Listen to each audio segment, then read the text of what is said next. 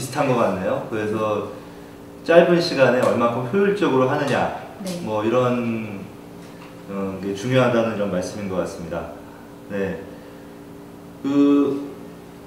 이주환님께서 지금 질문을 올려주셨는데, 운동, 뭐 체중 증량도 운동, 감량도 운동, 감량 운동 시 식사 시간은 언제일까요? 이렇게 좀 질문해 주셨네요. 이게 좀 약간 좀 이해가 안 되는데 뭐 어떤 질문인지. 네, 그러니까 지금 제가 이 질문 봤을 때는요, 이제 운동은 언제 하는 게, 그러니까 식사 시간과 비교해서 언제 하는 운동이 좋냐, 이제 그런 말씀이신 것 같거든요. 아, 네. 새벽 시간에 운동을 하는 게 좋냐, 식후에 운동하는 게 좋냐, 아마 그런 질문이실 거라고 생각하고요.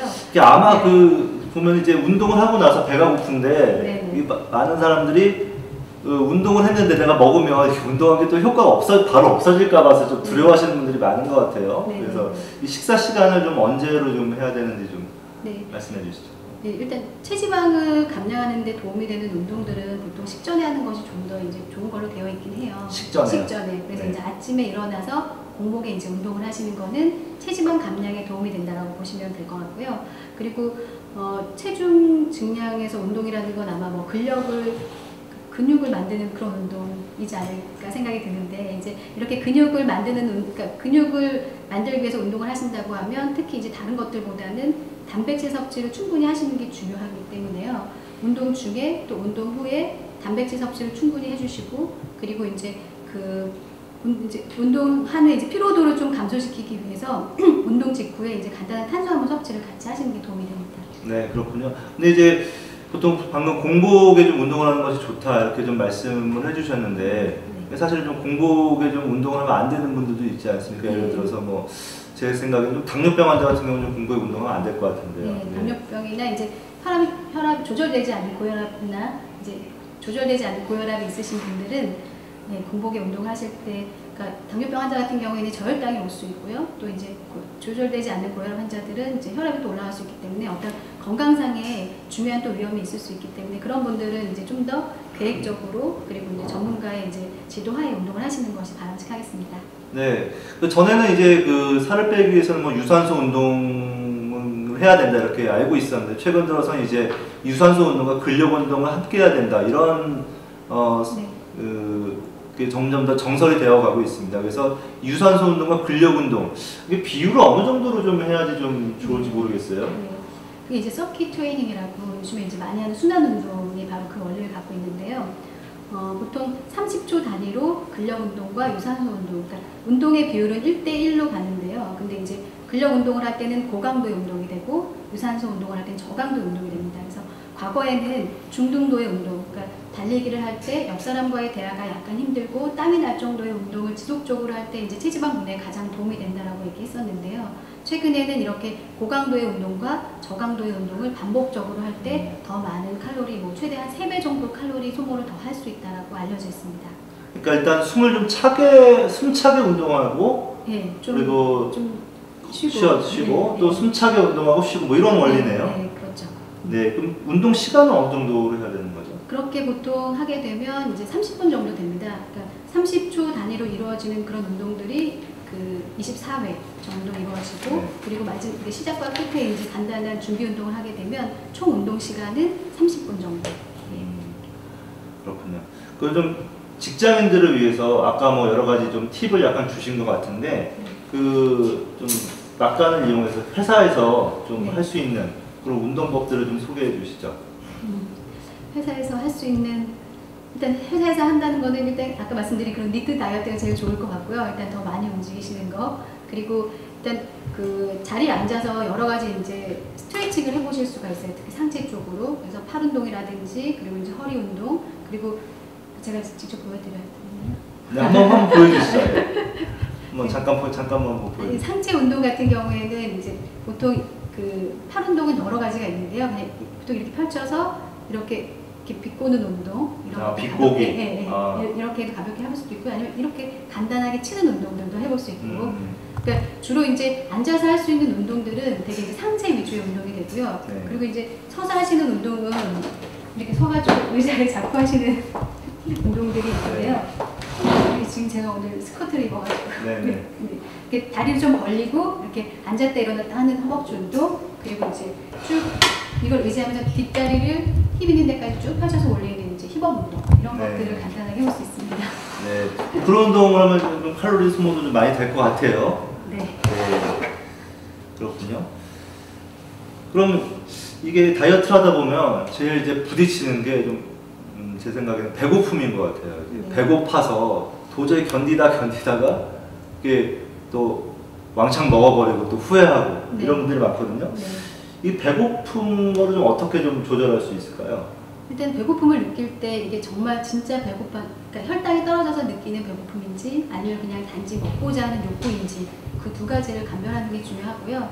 보통 식사하신 지 보통 뭐 2~3시간이 지금 아직 채 4시간이 되지 않은 상태에서 뭔가 먹고 싶고 배고프다라고 느끼실 때는 우선 물을 한 잔 드시는 것이 도움이 됩니다. 물을 한 잔? 네, 아, 물을 네. 한 잔 드셨을 때 그 공복감이 어쨌든 물이 들어가서 이제 위를 채워주게 되면 이제 이게 헛헛하긴 하지만 뭔가 채워질 때 포만감을 좀 느낄 수 있게 되거든요. 그래서 그냥 그렇게 해서 그 공복감이 가라앉는다고 하면 그러면 진짜 그건 단지 먹고자 하는 그냥 욕구인 거고요. 근데 그럼에도 불구하고 계속 이제 배고픔을 느낀다. 그럼 이제 혈당이 떨어져서 느끼는 배고픔일 수 있습니다. 네.